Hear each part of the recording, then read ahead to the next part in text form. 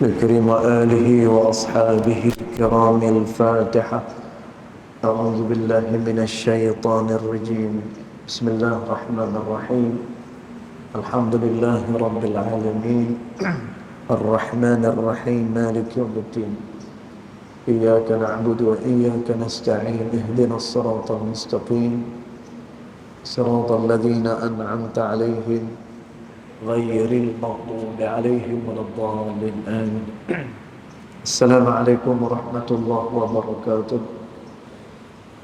الحمد لله والصلاة والسلام على رسول الله سيدنا محمد بن عبد الله وعلى آله وصحبه ومن والاه.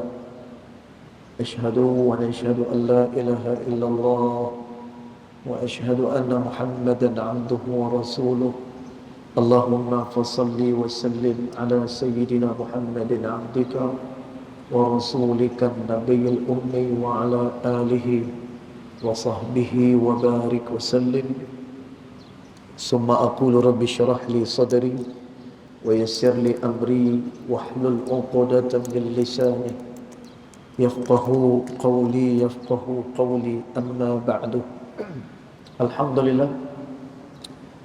Yang pertama-tamanya kita rafakkan kesyukuran hadirat Allah Subhanahu wa taala, yang mana dengan izinnya, dengan limpah kurnia rahmat dia, alhamdulillah, pada hari yang mulia ini kita telah pun sama-sama mendirikan salat fardu Jumaat. Kita berdoa mudah-mudahan semuanya itu akan diterima di sisi Allah Subhanahu wa taala. Allahumma amin. Tuan-tuan yang dirahmati Allah sekalian, disebut di dalam kitab Zuhdul Kabir yang dikarang oleh Al-Imam Al-Baihaqi rahimahullahu taala,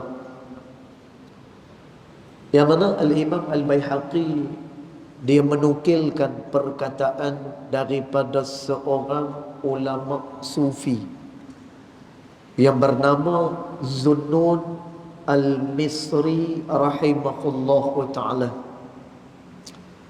Kata Imam Zunnun Al-Misri rahimahullahu ta'ala, hendaklah seseorang manusia itu dia menjaga tiga perkara ni. Dan yang pertama, kata Imam Zunnun Al-Misri rahimahullah wa ta'ala, dia kata Allah Subhanahu wa ta'ala menyimpan kemurkaan dia di dalam segala maksiat. Dan tu yang pertama sekali, Allah Subhanahu wa ta'ala dia simpan kemurkaan dia dalam semua maksiat kepada Allah Subhanahu wa ta'ala. Dan tuan, maknanya apa? Jangan sama sekali kita memandang dosa itu adalah satu benda yang kecil. Ya, memang ada dosa besar dan juga ada dosa kecil.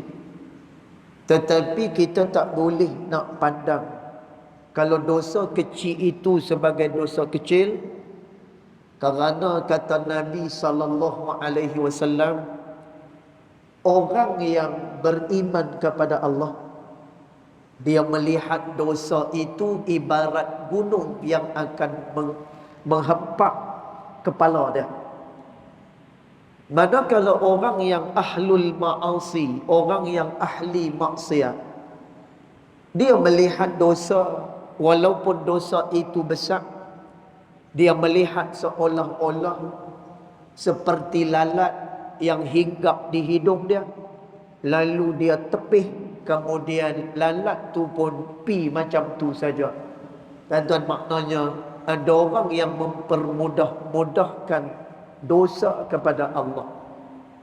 Jadi kata Imam Zunnun Al-Misri rahimahullahu ta'ala, jaga-jaga, dia kata Allah Subhanahu wa ta'ala dia simpan kemurkaan dia dalam setiap maksiat yang dilakukan oleh seseorang manusia. Dan tuan, sebab tu kita tak tahu Manakah dia maksiat yang kita buat yang ianya akan dipandang sebagai benda yang besar pada sisi Allah Subhanahu wa taala, yang menyebabkan kita kufur, yang menyebabkan kita akan jadi orang yang jauh daripada Allah Subhanahu wa taala.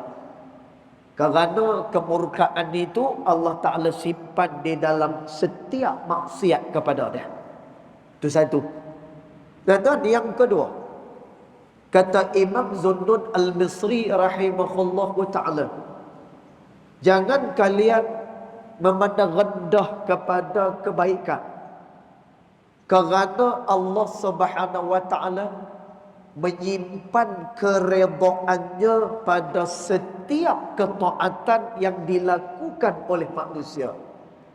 Tuan, maknanya kita tak tahu manakah dia satu amalan kebaikan yang dilakukan oleh kita, ianya akan mendapatkan perhatian yang begitu besar daripada Allah Subhanahu wa ta'ala. Kerana tu dalam soal kebaikan, Nabi SAW menyatakan, la tahqiranna minal ma'rufi syai'a.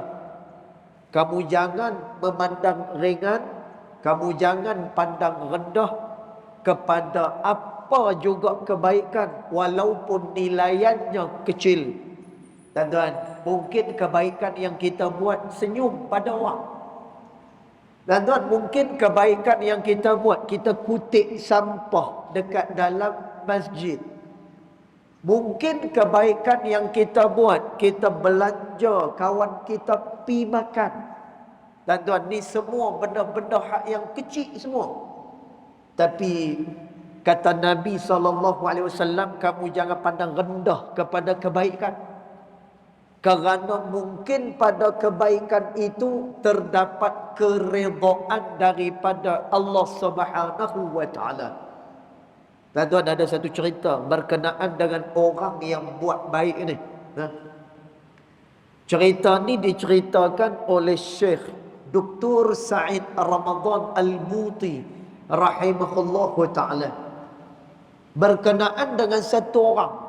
Dan tuan, nama dia Badi'uz Zaman Sa'id An-Nursi rahimahullahu ta'ala. Dan mungkin ada sebahagian daripada kita biasa dengar nama ni, Sa'id Badi'uz Zaman An-Nursi. Dan salah seorang tokoh daripada Turki. Dan dia ni tuan-tuan, asai-asai dia adalah orang yang tak cerdik pada asalnya. Tuan-tuan, sehingga kan bila guru dia mengajar, guru dia terpaksa ulang apa yang dia ajak berkali-kali. Tuan-tuan, tapi macam mana Badi'uz Zaman Sa'id An-Nursi ini dia boleh menjadi tokoh yang hebat di Turki pada zaman pemerintahan Turki Uthmaniyah. Tuan-tuan, cerita dia, satu hari bila ada satu orang pengemis, orang miskin yang pakai baju pun tak berapa nak elok. Dan tuan, dia ni kotak biasalah, pengemis. Dan tuan, dia masuk ke dalam madrasah yang diduduki oleh Sa'id Badi'uz Zaman An-Nursi ini. Maka dia minta kepada setiap orang pelajar yang ada dekat dalam madrasah tu. Tuan-tuan, tapi Masya Allah, bila pengemis ni minta, seorang pun tak nak dekat dengan dia. Pasal apa? Kerana orang ni pengemis. Dalam pengemis, kemudian perwatakan dia pula kotak. Orang rasa jijik dengan dia. Tuan-tuan, Allah Subhanahu wa ta'ala mencampakkan dalam hati Sa'id Badi'uz Zaman An-Nursi untuk menolong kepada pengemis ni. Tuan-tuan, lalu apa dia buat? Ada bekalan makanan yang dibuat oleh mak dia, oleh ibu dia. Tuan-tuan, dia bawa bekalan tu, kemudian dia makan sekali dengan pengemis ni, tuan-tuan, tak ada rasa jijik, kemudian dia memuliakan pengemis tersebut, tuan-tuan, apa yang berlaku? Pada hari esoknya, guru kepada Badi'uz Zaman An-Nursi, dia menyatakan apa? Hari ini Said Badi'uz Zaman An-Nursi baru sahaja lahir, dia kata. Dan dia kata apa? Guru dia kata, Said Badi'uz Zaman ni dia baru sahaja lahir. Dan pasal apa? Kerana berlaku perkara yang ajaib. Hari itu bila guru dia mengajak, dia mudah terima. Kemudian bila dia baca, maka dia mudah untuk ingat. Tidak sebagaimana hari-hari yang biasa.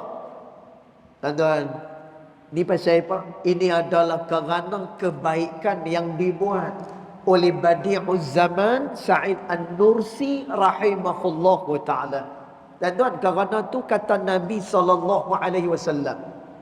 ma naqasat sadaqatun min malin. Tuan-tuan, ada beberapa perkara kalau orang ni buat, maka dia akan mendapatkan kelebihan daripada Allah. Satu, kata Nabi, ma naqasat sadaqatun min malin. Orang yang bersedekah, harta dia tidak akan kurang, kata Nabi SAW. Tuan-tuan, tapi saya nak beritahu sikit. Maksud bila mana seseorang bersedekah dan dia punya harta dia tak berkurang, maknanya apa yang dia beri, dia akan mendapatkan balasan pada sisi Allah. Tuan-tuan, nanti ada orang nanti takut nanti dia keluarkan duit dia. Dia keluar duit dia RM10, kemudian dia pun bagi dekat orang. Ustaz kata tak berkurang. Tapi saya bagi RM10, habis RM10. Dah lah RM10 tu nak buat makan. Tuan-tuan, maksud tak berkurang daripada sedekah yang kita keluarkan. Tuan-tuan, dia mendapat balasan daripada sisi Allah Subhanahu wa ta'ala. Kadang-kadang Allah Ta'ala beri kesihatan pada kita. Kadang-kadang dengan sedekah yang kita keluarkan itu, Allah Ta'ala berikan keselamatan kepada kita. Tuan-tuan, ini yang dimaksudkan. Sedekah tidak akan mengurangkan harta seseorang. Dia pasti akan dibalas oleh Allah Ta'ala. Satu. Yang kedua, kata Nabi SAW, wa mazadullahu, dan Allah Subhanahu wa ta'ala tidak akan menambah apa-apa. Bi afwin abdan, bila mana seseorang dia suka memaafkan orang lain. Tadi dua nah, tadi sedekah, harta dia takkan kurang. Yang kedua, bila mana dia selalu memaafkan orang. Tuan-tuan, orang buat salah dengan dia, dia maafkan. Tuan-tuan, dia selalu bertolak ansur dengan orang. Kata Nabi SAW, illa izza, Allah Ta'ala akan berikan kehaibatan kepada dia. Yang kedua. Yang ketiga, tuan-tuan, mungkin ini yang didapatkan oleh Badi'uz Zaman Said An-Nursi rahimahullahu ta'ala. Kata Nabi SAW, wa ma tawadha'a, dan tidaklah satu orang yang dia merendah diri, illa rafa'ahu Allah, melainkan Allah Subhanahu wa ta'ala akan mengangkat darjat dia pada sisi Allah. Tuan-tuan, Masya Allah, kerana tu jangan kita pandang ringan pada apa juga jenis kebaikan, kerana kita tak tahu mana dia kebaikan yang bila mana kita buat ni, tuan-tuan, akhirnya Allah Subhanahu wa ta'ala memberikan keistimewaan kepada kita. Dua. Kemudian yang ketiga, kata Imam Zunnun Al-Misri rahimahullahu ta'ala, Allah Subhanahu wa ta'ala dia menyimpan para walinya daripada kalangan manusia.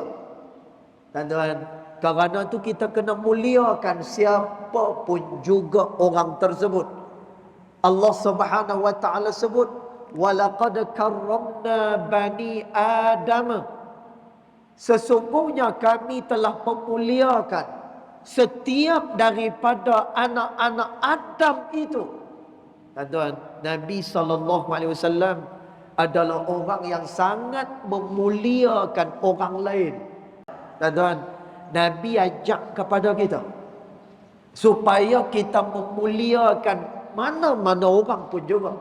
Sebab itu Nabi SAW anjurkan. Kata Nabi SAW, Abshus salam. Hendaklah kalian semua menyebarkan salam kepada orang yang kamu kenal ataupun orang yang kamu tak kenal, kata Nabi. Dan tujuan dia untuk apa? Untuk memupuk kemesraan di antara satu sama yang lain. Pasal apa?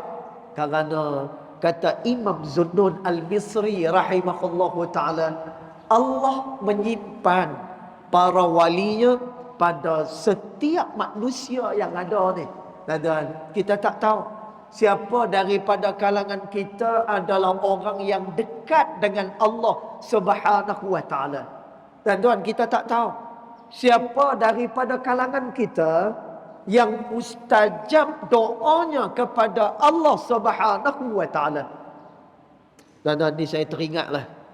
Ni teringatlah cerita masa mengaji di Mesir dulu. Saya mengaji kat Mesir.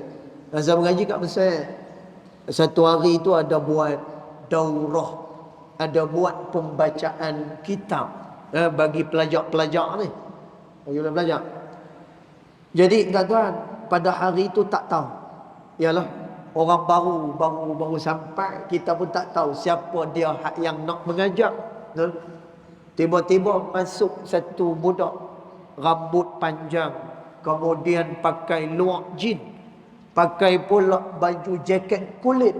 Ya Allah, tuan-tuan, dekat sana tu kalau time musim sejuk kena pakai macam tu. Sejuk. Tuan-tuan, bila duduk dekat dalam daurah, tengah tunggu ni, siapa tok guru yang nak baca kitab ni? Tuan-tuan, tengok siapa? Hak tadi tu yang masuk dengan rambut panjang, kemudian dengan luak jin, kemudian dengan baju jaket kulit dia. Masya Allah. Tuan-tuan, dia baca kitab apa? Qalyubi wa Umairah. Ni syarah kepada kitab Minhajut Talibin yang dikarang oleh Al-Imam Nawawi rahimahullah ta'ala. Tuan-tuan, jadi nak ceritanya apa? Kita jangan hukum manusia pada zahirnya sahaja, tetapi kita tak tahu bagaimana kedudukan seseorang itu pada sisi Allah Subhanahu wa ta'ala. Kerana tu kita kena senantiasa berbaik sangka dan juga memuliakan setiap orang yang kita jumpa dengan dia. Dan sebab itu kita ingat 3 perkara ni. Pertama, Allah Ta'ala simpan kemurkaan dia pada setiap maksiat. Maknanya jangan berani-berani buat maksiat. Siapa tahu maksiat yang kita buat menyebabkan Allah benci kita buat selama-lamanya. Dan yang kedua, Allah simpan keredaan dia di dalam semua ketaatan. Dan kita tak tahu mana satu ketaatan yang akan mengangkat darjat kita pada sisi Allah. Ketiga, hormat kepada orang.